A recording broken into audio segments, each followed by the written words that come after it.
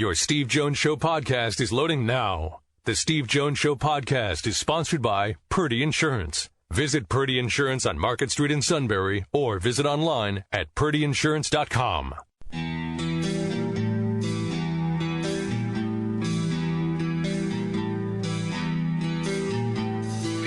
Sports talk where your voice counts. This is the Steve Jones Show on News Radio 1070 WKOK.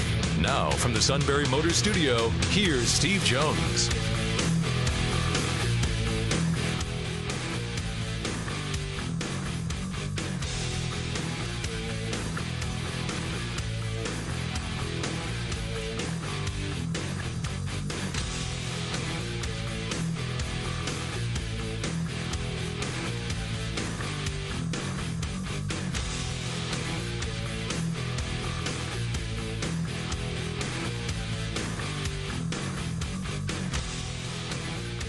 Good afternoon, Monday edition of the Steve Jones Show, News Radio 1070 WKOK. We're at SteveJonesShow.com, and Steve will be there in just a moment in the Sunbury Motors Studios. Sunbury Motors, Ford, Lincoln, Hyundai, North 4th Street, Auto Plaza, Sunbury, and Sunbury Motors Kia on the Strip, routes 11 and 15 in Hummel's Wharf. You can get in contact with us anytime. Our email is stevejones@wkok.com. Like us on Facebook. Follow us on Twitter handle at SteveJonesPSU.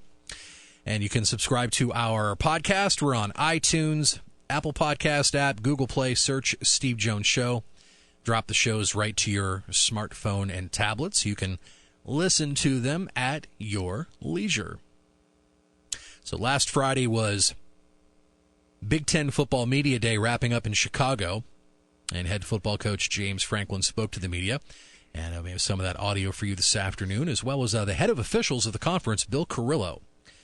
Got some of his audio as well. So they have that for you today as well. And also for Philadelphia Eagles fans, get you fired up for training camp. Players are scheduled to report by the end of the day on Wednesday, and first day training camp will be Thursday. And Ed Kratz will join us from Sports Exchange, also writes for Eagle Maven. So we'll get a little training camp preview from Ed, and also some reaction on the re-signing of Darren Sproles, who will be back in Philadelphia. So we'll be with you live till 5, and then we'll have our late day news roundup, 5:06. Ashley Thomas will be at the anchor desk, and then we'll have CBS Sports Radio tonight after 7. Phillies have the night off. They'll start a quick 2-game series in Detroit tomorrow night, and then they'll have a day game on Wednesday. Aaron Nola scheduled to be on the mound tomorrow night for the Phillies. We'll have it for you here on 1070 WKOK. Phillies getting 2 out of 3 in Pittsburgh over the weekend, including an 11-inning matchup, 2-1 at PNC Park. And by being there in person, watching it, it just felt like there was this long stretch where neither team wanted to win the ball game. But thanks to Rhys Hoskins with a home run down the left field line in the top half of the 11th inning, breaking that 1-1 tie for the win for the Phillies. And the Drew Smyly project, Drew Smyly experiment, is underway. The left-hander pitching 6 innings, only giving up 1 run. That 1 run was in the bottom of the first for Pittsburgh. Only gave up 1 run, 4 hits, 2 walks, and struck out 8 on 96 pitches. So you really could not have asked for a better outing than what Drew Smyly gave yesterday. But you combined Saturday and Sunday's games, the Phillies with only 9 hits. With all that firepower in this lineup, we keep talking about Harper, Hoskins, JT Realmuto, Michael Franco, Cesar Hernandez, Scotty Jetpacks. Just too many games with 4 runs or less, and they really got to get things rolling for sure. And we'll get in touch here with Steve in the Sunbury Motor Studio as he gets things reset on his end after his. There we go. Hey, welcome back, kind sir. There you go. I had a little power outage here. So I had to. When you have a power outage here in the studio, you then have to reset. Yeah, I'm trying to think what day that was last week. I have no idea. That could have been Wednesday or Thursday. Yeah, you have to reset everything in here. Yeah. Like, okay, you got to go here, boom, boom, boom. Like, there's a series of buttons you have to hit to do this whole thing, right, to get it. Because what it does is it knocks everything out. So when it knocks everything out, I even have to reset the headphone monitor and also reset the on-air monitor. I mean, besides all the other buttons. And the fact that over the years I'm able to do this is actually remarkable. Not your first rodeo. No.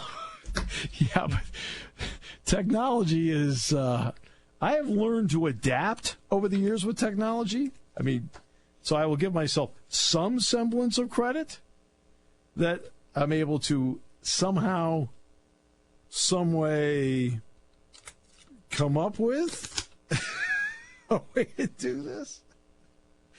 And we have. It's great to be back. We're going to hear James Franklin's press conference from Friday. We're going to do that on the show today. Bill Carollo, head of officiating. Now, who's been on our show before, but he had a press conference. We're going to hear from him. Joe Rutter of the Tribune. Steeler camp opens up this week. I know you're all excited. And in Pittsburgh, it's a huge, huge deal. You want to know why? Because their baseball team's the Pirates. So the second the Steelers play, they cannot wait.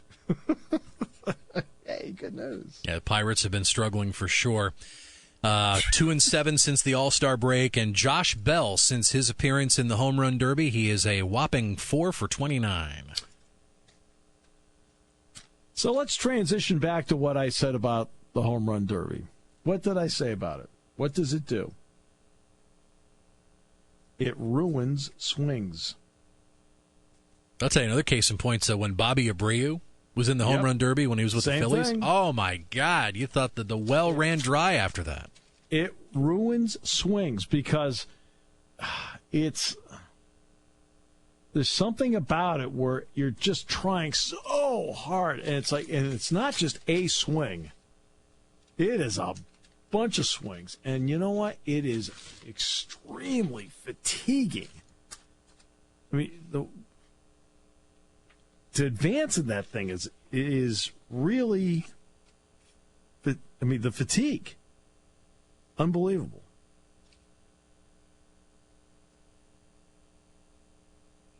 Although people don't realize how hard it is to hit a home run. Okay. And so I'm sitting there years ago, and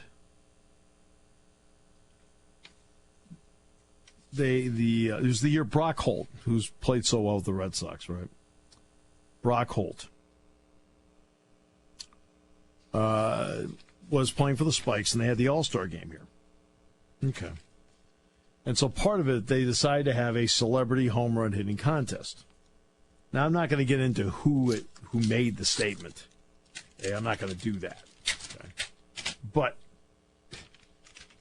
like, a week before, this guy says to me, he says, I'm gonna hit 8 or 9 home runs in that thing. I might even hit double digits. I said, you are not going to hit anything. He says, what are you talking about? I said, you are going to hit none. He says, what? Not true. And a couple days leading up to it, he says, I'm going to hit, and he tells me again, same thing. And I tell him again, I said, you aren't going to hit any. I said, you don't realize how far out that wall is. I said, I know it says 325 feet down the line here, and I know it says 320 down the right field line. I said, you'll be lucky to get it to the warning track.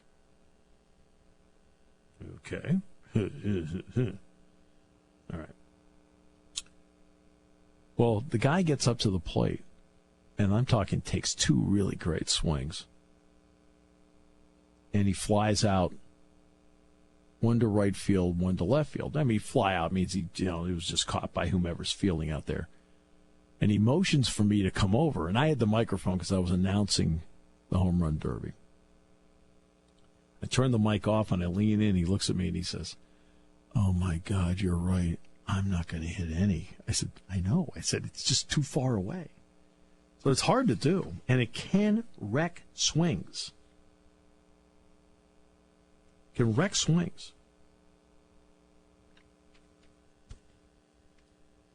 Now, there's been a lot of talk that the Pirates might talk to the Dodgers about Vasquez. I will say in no uncertain terms, do not trade him. Don't trade him.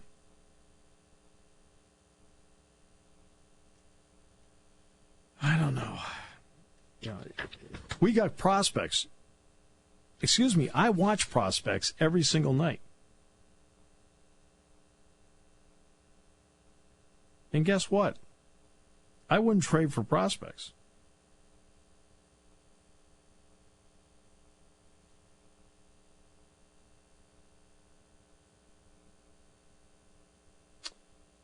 Just a thought. Sean, how have you been?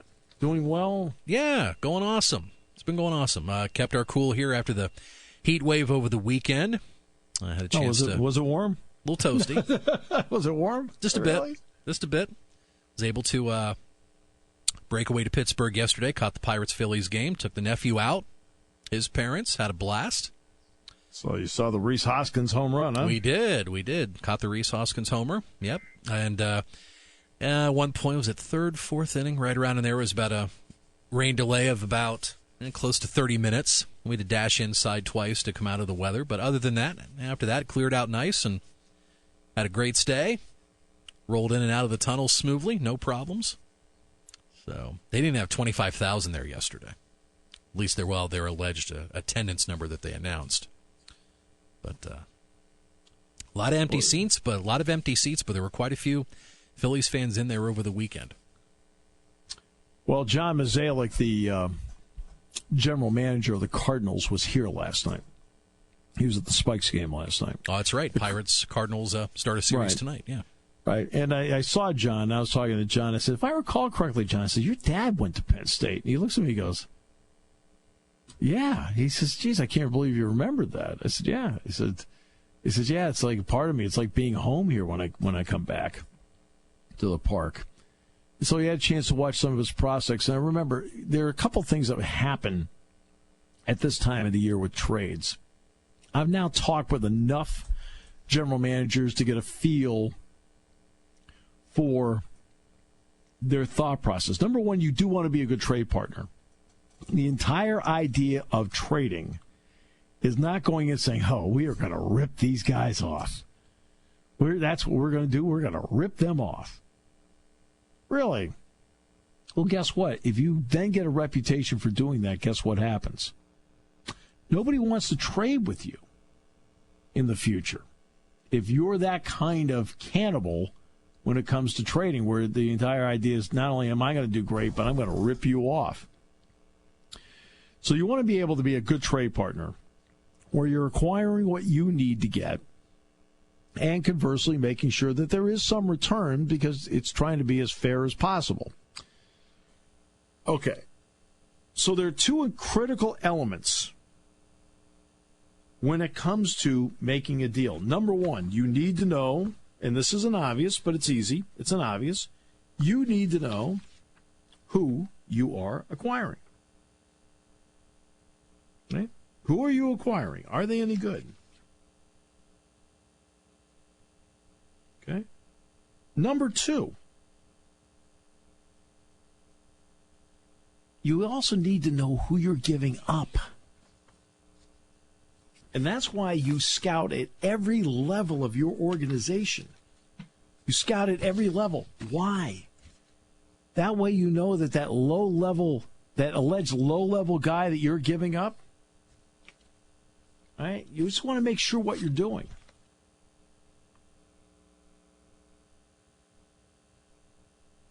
Which has always been the key to this show. Don't you think, Sean? We always try to figure out and know what we're doing. Spot on, yeah. With that, we will take a break. We're going to hear from, let's see, what do you think? Bill Carollo next half hour, then we'll do James Franklin, then we'll have Joe Rutter. How about that order? As Sean coughs. Actually, that wasn't me coughing. That was from the bullpen. Tell him to go out and sell. No, that wasn't. Not you know who. No. He is out there. Selling, though, we'll find out. Oh, I thought you were just making a statement that he's out there. I already knew that. Right. Not front page news. No. We'll come back with more in a moment. Brought to you by Purdy Insurance. Our good friends at Purdy Insurance, Market Street in Sunbury, News Radio 1070 WKOK. When it comes to car buying, there's the other guy's way, and then there's the SMC way. The other guys force you into a vehicle you really don't want. The Sunbury Motors way lets you take the time you need to browse, ask questions, and take the test drive and think on it. For over 100 years, the Mertz family and all their employees have made your experience the most pleasant one you'll ever have.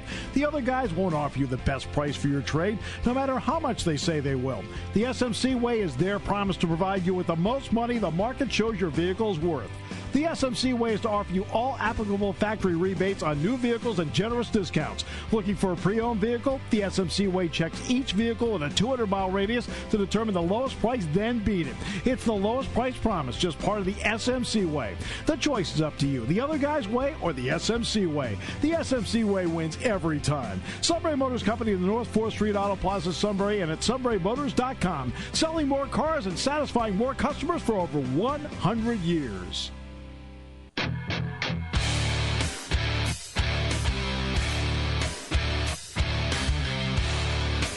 Yeah, the Phillies' motto is quite simple. At least in this state, we win. All right, so it is the talking season, although the talking season is 51 weeks out of the year on this station with us.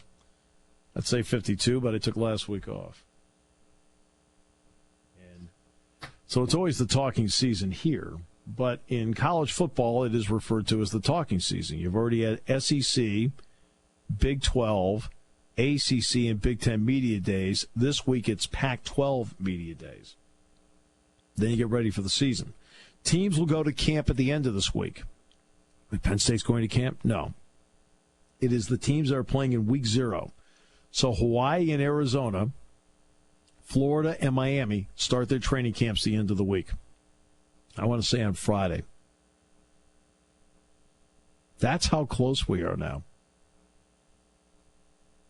And let's see, in the high school season would be 31 days away. And how about 32 days away? Yeah, how about this? Tomorrow is District 4 Football Media Day in Williamsport at the Country Club. Are you kidding me? Not kidding you at all. No, that is tomorrow. Yeah. Do you know who used to play golf every year at the Williamsport Country Club for several years? I'll say you, but am I wrong? No, I've never played there. Joe? No, I mean nobody's invited me. No, George? Joe did not. Joe did not play. Joe rarely, if ever, played golf. Rarely, if ever. When he was younger, he did, but later, no. Ben Hogan. Ben Hogan a couple times went out and played Williamsport Country Club. The great Ben Hogan. About that. And you know what? Somebody else? Jimmy Johnson, the race car drivers, played there. Wow. No, less than a month ago, Golf Channel just released a new movie on Ben Hogan, which was terrific. I watched it. Yeah, it was terrific.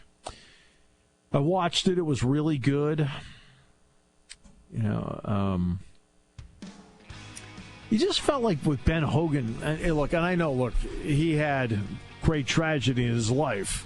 Great tragedy in his life. So I understand that. His father committed suicide, the horrific car accident he and his wife were in. But you just felt like, I know he was a perfectionist, but I just never got the feeling Ben Hogan enjoyed himself. Now, when you're playing in that much pain, I don't know if you can, so I'm trying to be very fair here. You just got the feeling, and you know what? Who really was bothered by Ben Hogan was Arnold Palmer. And you want to know why? Because Arnold Palmer never felt like Ben Hogan gave him respect. And it always bothered him.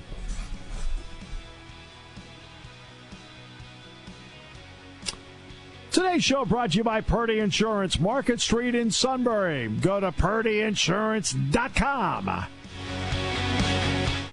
For nearly 100 years, Purdy Insurance has been your locally owned, family-operated source for insurance products. With a staff of over 20 and partnerships with some of the industry's most trusted companies, Purdy has the experience and resources to get the job done. Whether you need personal, home, and auto, or complex business insurance solutions, Purdy will help you navigate through the process. Call today at 570-286-5855. Or better yet, stop in their Sunbury office to see what Purdy Insurance can do for you.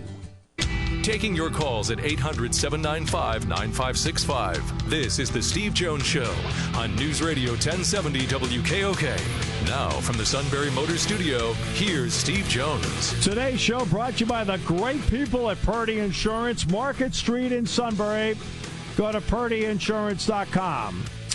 Why go with Purdy? Number one, they have access to all the insurance out there. You need auto, home, life, business. They'll find you exactly the insurance that's needed to make sure that you are covered. They will then look very hard to find you absolutely the best rate, the best price, critical. Hey, look, they need insurance too. And since they need insurance too, they understand completely that, price means something. And then if something were to happen, customer service means everything to them. And they will go to work for you the second it is needed, and they'll do it in such a way where you're going to feel like, wow, well, they really went to bat for me. That's Purdy Insurance. They're just good people who really know their business, but they're good people above all. They care. Purdy Insurance, Market Street in Sunbury. Go to purdyinsurance.com. We are in the Sunbury Motors Studio. Sunbury Motors, 4th Street in Sunbury. Sunbury Motors Kia, routes 11 and 15 in Hummel's Wharf. If there's always a unifying theme for Penn State fans in the speaking engagements I have, and I've been able to do, I think, half of them so far. I've got 4 scheduled in the month of August. York, Harrisburg, obviously our get-together coming up in Lewisburg, and then I have one in Pittsburgh. Jack and I are doing that one together. And it's whether it's at a quarterback club or it happens to be at a speaking engagement, it is officiating. Officiating's bad. Officiating's against Penn State. Why does Penn State always get ripped off? Okay. And people usually get frustrated by my responses that, I don't think it's as biased as you think. People make mistakes. And I assure them in no uncertain terms that one of the reasons I feel that strongly about it is that over the years I've had a chance to talk with Bill Carollo. Bill Carollo was the referee in 2 Super Bowls during the course of his career in the NFL.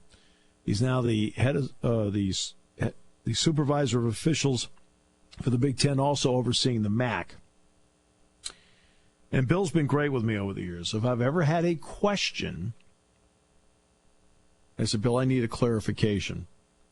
Right? And part of it is, too, you also have to develop a reputation as an announcer, too, that you're not out there, oh, that was bad, that was awful, that was terrible, where you just sit there and just talk about whatever and go to the next play.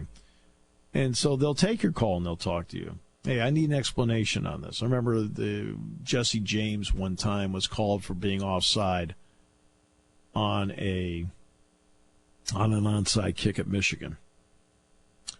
And Bill explained to me that plane that is infinite that goes straight up from the line, that Jesse's head was over the line. He said, now, if I'm standing there, he said, do I call it? No. I would just look at the foot.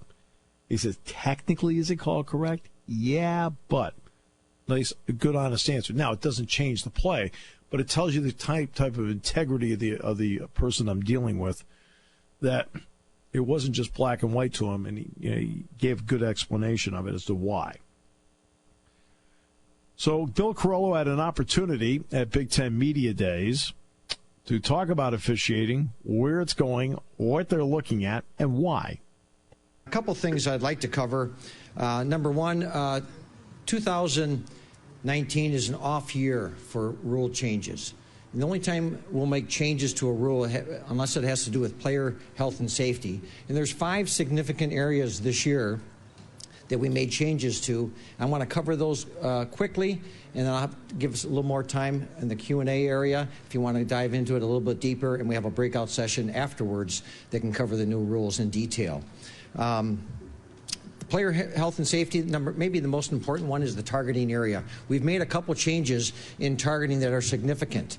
All elements of targeting have to be confirmed, meaning that there won't be a stands. The ruling on the field last year, if we weren't sure, the play would stand, and that player would be disqualified. This year, all elements have to be confirmed. If not, the player stays in the game. That might be about 10% of plays last year. Based on the numbers last year, we'll have 10% possibly less targeting calls this year. And here's the idea behind it, and the thinking, the rationale, is we want to get this play correct.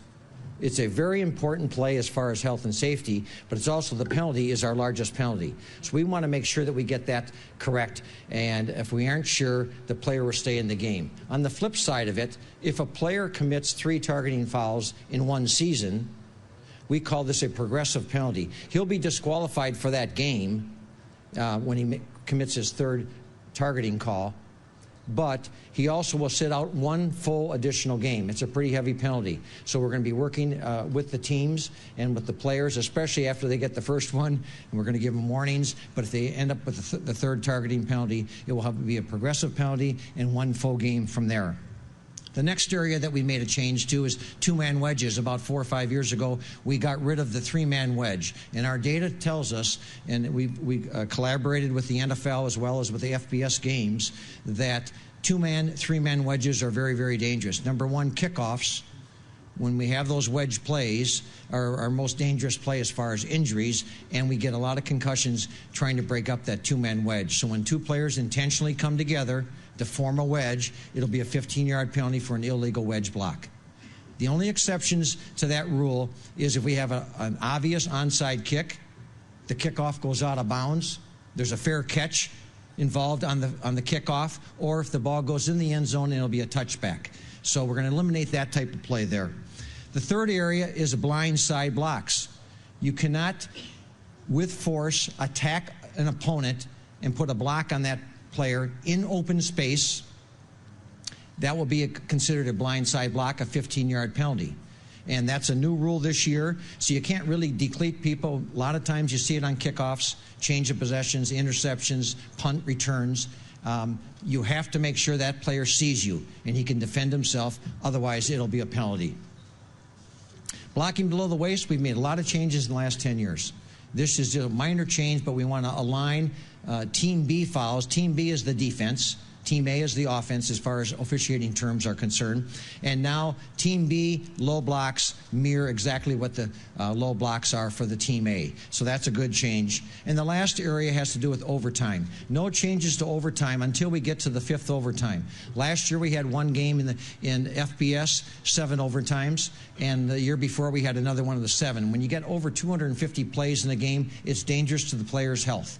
So when we get to the 5th overtime, we're not going to put the ball at the 25-yard line. Everything remains the same in the first 4. We're going to give them extra timeouts between the 2nd and the 4th overtime. But when we get to the 5th, we're going to move the ball from the 25-yard line down to the 3-yard line, and they're going to have 1 shot at scoring a touchdown from there. All right, so we're going to try to we don't want the game to end in a tie, but we want the game to keep moving, and we want it to end once we get to that point.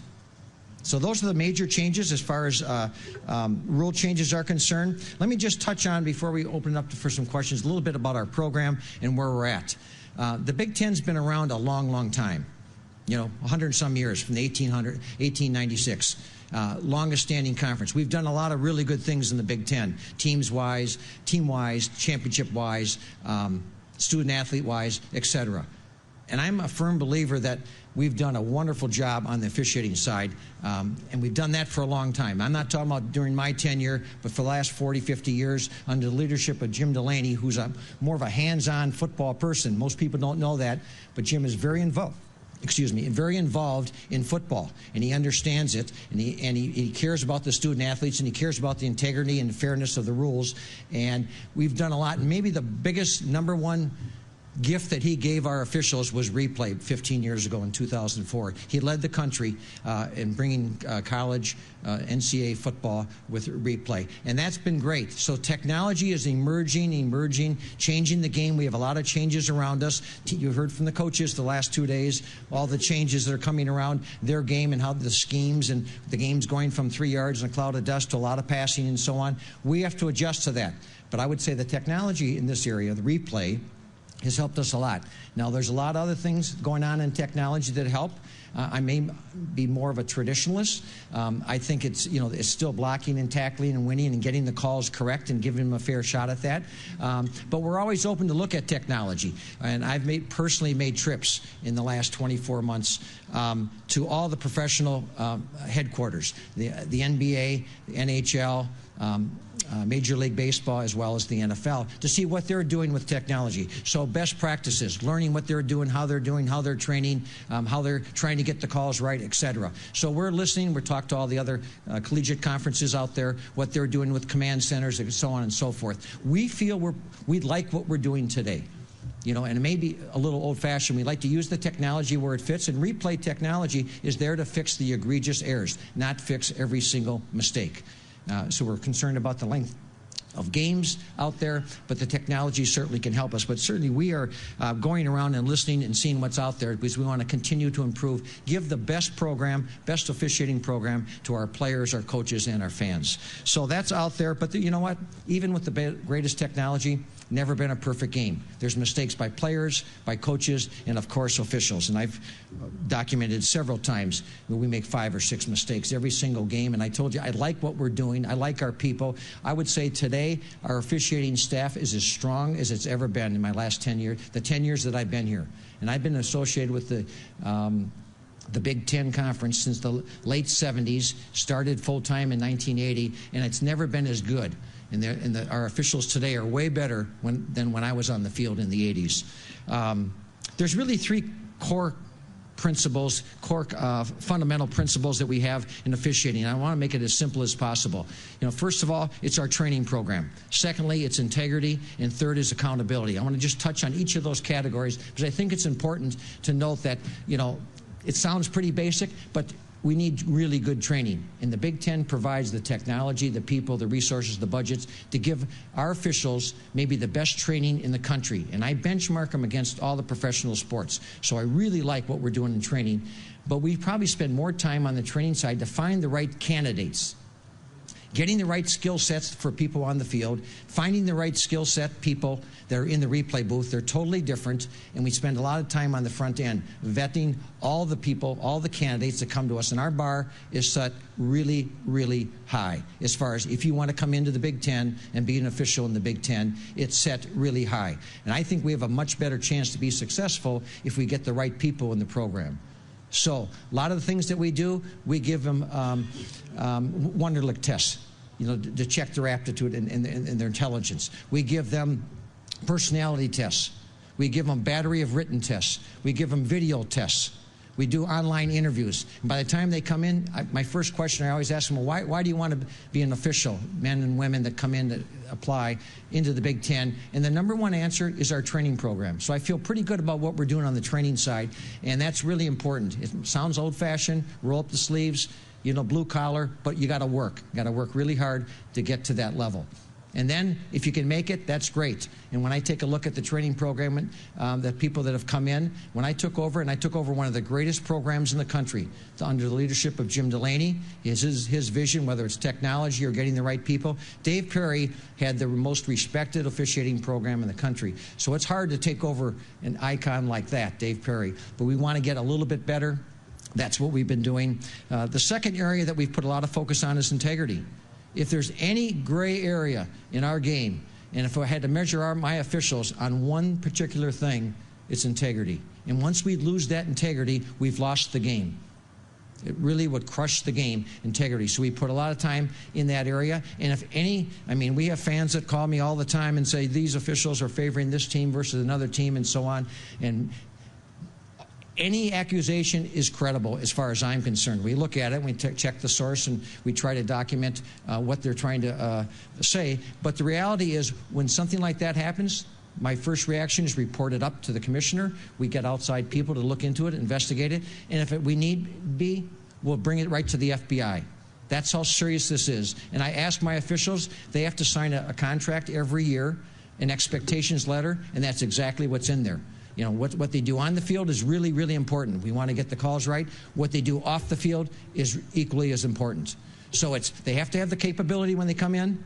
They have to keep improving, but they have to have the right character, and that's the integrity element that we look for. And the last is really accountability.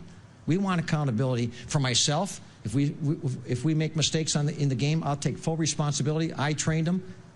Our staff put them out there. We assigned them. Full responsibility there. At the same time, these officials are graded on every single play throughout the year. And there's candid, confidential conversation with all the coaches, with the ADs, with the administrators, as high as the presidents of each university. Jim Delaney is involved in that with myself. And that confidential conversation is really, really important, a candid conversation with the teams, and that's what builds trust between us. We don't go public with these evaluations for a lot of reasons. I know people are experimenting with that, but we feel that what we do internally is important. Now, like I said, there's never been a perfect game. If we make a mistake and we give 5 downs and it's a winning touchdown, that's not a good thing. We're going public and we're going to acknowledge those errors. But they're judgment calls, and every single game, some tough calls. The coaches will get the answers. I may tell the media, and a lot of you will text me or call me, what do you think? And off the record, I'll tell you that, you know, we like the call, we don't like the call. But that's a really important area. The accountability for my officials is critical. And our officials know it's hard to get in, and it's easy to get bounced out from that standpoint. So a lot of things are going on in the program. We try to manage it. I don't want to say the old-fashioned way, but it's a lot of hard work, a lot of dedication. They put more time in it than they ever have, way more time than when I did it, when I came into the Big Ten. And we're really satisfied. When I take a look at all the elements, when I look back, you know, when I talk about the recruiting, the training program, our evaluation program, the accountability, and those candid conversations with our ADs and our coaches is really critical, really important for our success. Carollo, supervisor of officials for the Big Ten. I think he touched on a number of critical elements there. And it was important, I thought, what he said there. And he covered some of the areas where, as a fan, you're probably not satisfied. But that's what makes you a fan. But they do take what you think seriously. James Franklin, next half hour. As we continue on News Radio 1070 WKOK, brought to you by our good friends at Purdy Insurance.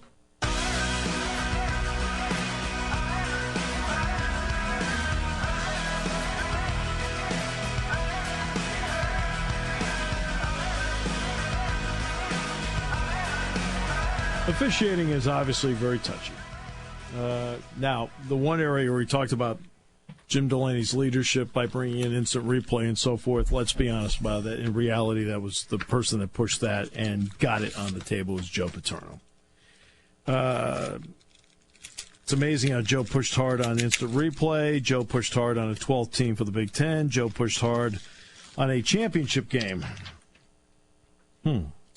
What do we have today? Instant replay, 12th team, now 14, and a championship game. Okay, interesting.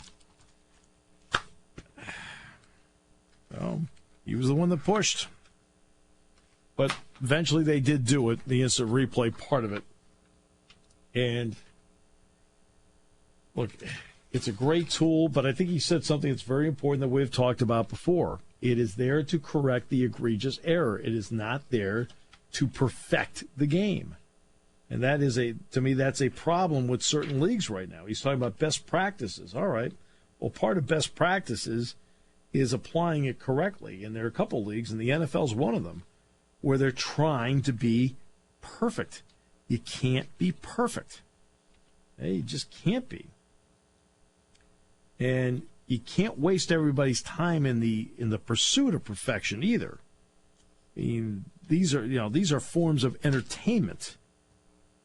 And we have to remember that in a form of entertainment, that you've got, that if you have a chance in a timely fashion, to correct something that is an egregious error, great. But if you were going to take forever looking for something minute, a fingernail or something like that, did they graze a blade of grass? Now you're wasting my time. And that becomes a big problem when you start wasting the fans' time. Where the fans like, well, let's see what the replay says. So he's correct when he says that. And I thought he gave the right answers because he brought up something that was interesting about reporting something to the FBI.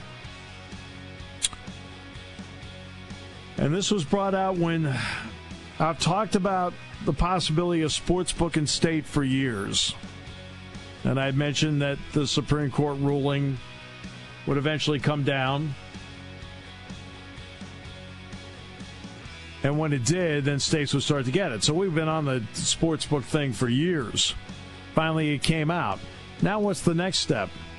You do get concerned is can you get to somebody? The integrity of the game is critical. So that's why you have to be on the lookout all the time to make sure, because if you don't have integrity in your game, people aren't going to believe what they're seeing. You're listening to News Radio 1070 WKOK Sunbury. You can hear us anywhere in the world with the Sunbury Broadcasting Corporation app.